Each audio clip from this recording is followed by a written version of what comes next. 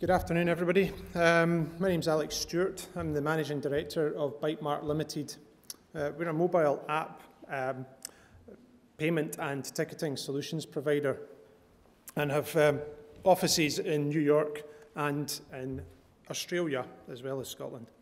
So what is Bytemark Limited? Well, we are a mobile ticketing and payment solutions provider. And like I said before, we're based in Scotland with offices in the USA and Australia. There are a number of ticket types to choose from, some of which you'll be aware of and some of which you won't. V3 visually verifiable virtual ticket is unlike anything available in the UK. Our patented V3 ticket is great for entry-level mobile ticketing as it requires no expensive hardware to operate. Security features include an animated editable watermark, a changeable colour scheme and a tap to confirm option as well. QR codes. Most of you will be familiar with QR codes. There's widespread scanner support for this technology as well. And three little letters, which everyone in the, certainly in the transport business will know is NFC, near field communication. There's already existing hardware for this solution. It's secure and it's efficient. Unfortunately, it's not supported by all mobile devices. Our payment solution is secure, it's PCI compliant, the details aren't held on the device, they're held on the cloud. It's convenient, one registration means it can be used on many apps. It's fast and easy to use, and obviously for the operator, there's less cash handling. So, on to New York. New York really gives us a great test bed for our ticketing and payment app. There are over 1.2 million commuters travel daily to and from Manhattan. Modes of transport include bus, train, subway and ferry systems. And there's over 30,000 use the New York Waterway ferry system daily. Now that all works fine until a rather large force of nature appears. Hurricane Sandy swept through the Caribbean and up the east coast of the United States in October 2012, causing widespread destruction and disruption. The subways flooded with seawater, the road network just ground to a standstill, and the rail transport was all suspended. It just meant that anybody trying to get anywhere in New York couldn't. Now for Bytemark, Hurricane Sandy was the ultimate stress test for our V3 mobile ticket used by New York Waterways. Widespread damage to the ticketing vending machines would have crippled most operations, but New York Waterways was different. The customer's phone became their ticket. In November 2012, after the storm, we had 30,000 new users utilising the app. Over 200,000 V3 tickets were purchased at that time, and that was a 535% increase of sales over the previous month. Our app was the 5th most downloaded travel app on the App Store at this time, and we had no downtime in the aftermath of Hurricane Sandy. Like I said, New York's a great place to test the durability of our mobile app solutions. This was highlighted a couple of weeks ago when the New York Path train system also stopped working due to a serious electrical fault in the financial district at peak rush hour time. Now, that meant that 200,000 passengers spilled out onto the streets looking to use the ferry system, and we were receiving 8,000 requests for tickets per second. Unfortunately, our system fell over. It fell over for 15 minutes. We were able to sort it out and get everybody home that wanted to use our system. That was 2 hours or over 2 hours faster than the train company came back online. So, you know, we were set up to cope for 4,000 ticket sales per second. Lest we said, our system can now handle 10,000 ticket sales per second. So a hurricane and a major electrical fault will not beat us. So kind of finally, a bit of a kind of mantra, the future is mobile. I think we all expect fast, simple, connected ways to travel and transact using our mobile devices. And I'd just like to say that, well, we think Bytemark are delivering that mobile today. So thank you very much for your time. Thank you. I'm glad to be here. I'm Liz McGettigan, Head of Libraries and Information Services for the City of Edinburgh, and I've called my presentation Digital by Desire rather than by default, and that's partly why I'm going to concentrate on the content rather than infrastructure or anything else. Public libraries provide the only free public internet access right across Scotland, so it's a huge opportunity. And I'm always reminding people it was the one and only government ICT project brought in on time and under budget. And even at that time, infrastructure, while critical, wasn't quite as important to us all then as enabling and empowering people to use it. So today we've heard a lot about the public sector's poor use of social media and new technology. Well, I'm here actually to challenge that. We've had 4 million electronic transactions with our materials over the last few months. This is a wee bit about us, and as I haven't got much time, I'm not going to dwell on it, but public libraries deliver across all of those areas. We set out to increase usage of online and physical services, to meet customer expectations in the digital world, and to build attractive multimedia content. Where we started from was this is our future audience, and at the back of our team's mind has always been how do we develop public libraries as a service that's going to be suitable for young people in the future. So we've been working very hard on Edinburgh's digital public library and what we like to call your library. Huge number of catalysts for change for public libraries across the last few years. And I think we do a great job of meeting government and council agendas. One of the big agendas for us now is how we support assisted digital and public sector welfare reform. We've talked a lot about technology. Again, we've invested a lot in technology and transformed a very traditional service. We've put in place self-service across the city libraries. We've invested in the supply chain. We've rebalanced electronic and hard copy, staffing and resources. Huge amount of change that has led to our success with the public in Edinburgh. So this is what we set out to do. What we are about is promoting and supporting access and skills. In Edinburgh, we don't actually have to stimulate demand. We have a demand. Right now, we are struggling with capacity to deliver and support people with that learning. We're very ambitious in Edinburgh's libraries, and I think we've gone a long way towards that by winning the UK's Best Library Service 2012. And we were finalists for the Public Sector Digital Awards. And nearly 5 years ago now, we were the first council service to have a full suite of social media and milk that and use the free marketing and promotion opportunities it presented. So through that, we've got multiple ways of interacting. We use Twitter, YouTube, Facebook. So yes, we are the public sector, and we make great use of all of those social media routes. I hope nobody's going to get me into trouble for this one, but this is our ambition for Edinburgh's libraries. As the internet proliferates, we need to have something that we can trust. So what we're working on is single search access to multiple resources. For example, if you put in dyslexia, we want you to bring back Edinburgh's best books, Edinburgh's support groups, and Edinburgh's social media links, anything that we have that we can guarantee the quality of. So this is the portal into our digital library, and it enables full account management, high-quality electronic learning resources, and information about events and activities. If I go back, you'll see how we take information. This is a YouTube film around the Holocaust, and the next page at the same time was the books in our library catalogue. And if you click on those, you can go straight in and order them. Language learning, driving test options, particularly popular. Again, our ebooks portal, so please don't let MD tell me libraries are out of date. We are up there and have been social media, software and technology for some time now.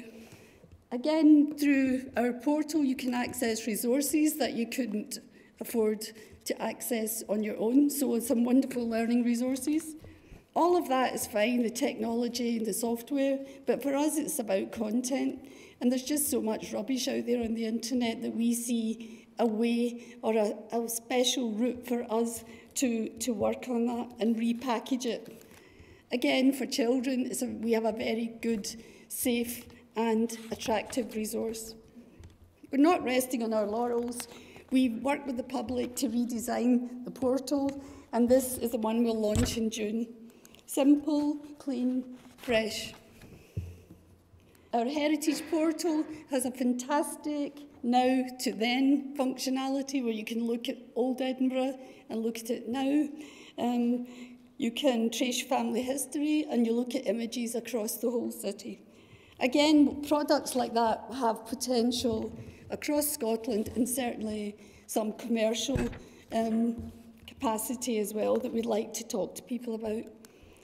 This is the third version of our app, and it uses the same infrastructure and content management systems as our network of plasma screens in libraries.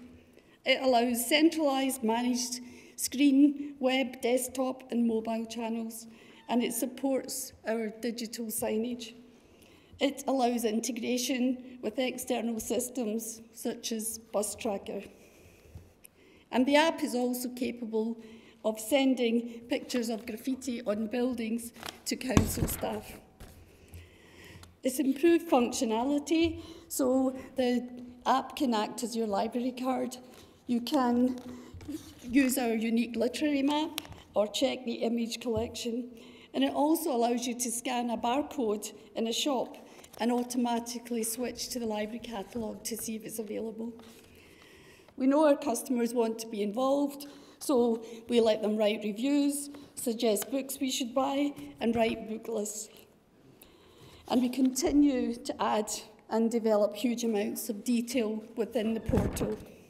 Our support groups database has over 30,000 items about what's happening in Edinburgh, support groups, etc.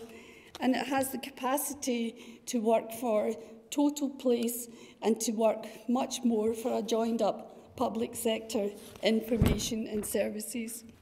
Again, that's how we link hard copy to electronic content and meet council agendas on older people and physical activity. The next big challenge for us is how do we move from our learning centres, which we have waiting lists for, to supporting the assisted digital agenda. And we now have a cunning plan. We don't quite have the money, but we have a cunning plan as how we might do that. Our success in the digital has meant the council has invested in us in 2 brand new libraries. So this is the new Craig Miller Library, and it's a hybrid of conventional and electronic access. But it's an investment in the community, an endorsement, I think, of library success. If you haven't been inside a library for a while, I hope you might be surprised by that image. And the children's library is absolutely beautiful. And we've invested in 19 of our libraries. At the bottom right is Saughton Prison Library, designed by the prisoners. More than that, public libraries across Edinburgh are enabling touchdown centres, allowing people to look at estate rationalisation. We have fully Wi-Fi by the end of June, and it means that staff across the city can work in any of our libraries. Performance-driven, our stats are on the increase. We have no problems with encouraging visits or issues. Achieve CSE, IIP. But most of all, customer first. We achieved 97% customer satisfaction and best UK library service. They are rattled all the way through that, 8 minutes, but all I wanted to start off by saying was when we say the public sector are rubbish at social media and with new technology, I don't agree. Thank you. Good afternoon, everyone. My name is Niall Brown. I'm the Business Development Manager for IBM in Scotland. I'm responsible for our industry partnerships and for our local Smarter Cities engagement. I've just got a short presentation for you. I know if you've been here for the duration, then you've probably seen a number of slides. I'm not going to increase your slide content significantly. I'd just like to talk about a couple of examples of where digital technologies are being used in a city's context to deliver smarter and safer cities. I'm going to do a wee trip around the world, and then we'll come back to the local opportunity and the potential in Scotland. So I'd like to start that journey in Rio. Rio's going to be in the spotlight, the world spotlight, over the next couple of years. They're hosting the World Cup next year, sadly without Scotland yet again. And then a couple of years later, they'll be hosting the Olympics. A few years ago, Rio was suffering badly with some catastrophic floods, and these would really affect the favelas, which are situated on the high-sided mountains, and would result in significant loss of life and significant cost to the city, both the human cost and the financial cost of responding to those. So the mayor in Rio decided that he really had to do something about this, and kicked off a project to develop a city operations centre for the city. And in this environment, there's a multi-agency control room. They've now got over 30 agencies that are working together, that are sharing resources, that are sharing data and sharing systems, and they're much more able to anticipate problems and provide an integrated response and predict when issues are going to arise within the city and react appropriately and limit the impact of those situations on the citizens and the resources within the city. So it's been a real success starting around emergency management, but they're also moving, as part of the journey that they're on around becoming a smarter city, into areas like transportation and into areas like water, again using this concept of the Integrated City Operations Centre. The main photo there was actually taken by Jane Gotts in the SCDI. Jane was part of a recent trip out to Rio that the SCDI hosted. She tells me, as part of that trip, that this is actually the largest video wall that exists in South America. So I'm sure tickets for the World Cup final will be in demand. This could be a good place to watch it. Next area I wanted to talk about was public safety, and specifically around the increase and the growing investment around CCTV. There's a few challenges that this has brought with it, and a few issues that you'll probably be aware of. The first one's really around value for money. It was only last month the Scotsman had a front page article about the industry of CCTV, the significant growth that we've seen in CCTV within Scotland's cities and local authorities, about a 30% increase year on year, and really questioning whether or not that was being controlled and whether or not you could really point to value for money and the return on that investment. Sadly, only a matter of weeks after that was published, there were the bombings in the Boston Marathon, and really bringing the issue about public safety into stark focus again. But there are issues around scalability. So if you continue to add to your CCTV environment, how do you ensure that you control that? How do you ensure that you get a return on that investment? So now across Scotland, we're looking at 4,000 cameras. That's about the same as the City of New York's got, about 4,000 public safety cameras. I've been told that in Moscow they've got 85,000. And I actually read last night that in London they've got 500,000 CCTV cameras. Now, they're not all public safety, so we're not comparing like with like. A lot of them will be organised by private companies and by retailers and so on, but an enormous growth around CCTV. And how do you manage that scalability? Because you can't keep adding monitors, you can't keep adding operators and desks. It's just unsustainable. Add that to the human element and the challenge that you have in terms of actually monitoring CCTV cameras by humans over a long period of time. We've done some studies, or we've been involved in some studies And this is quite scary, really, but studies were carried out on just 2 monitors, and after only 22 minutes, there's a 95% drop in attention span. So things get missed, and so you're not getting the value out of that investment. We carried out a proof of concept recently in a Scottish city. We just had a small number of cameras, and we had some CCTV video analytics running on that, and sure enough, there was a break-in into a school. The operator had missed it.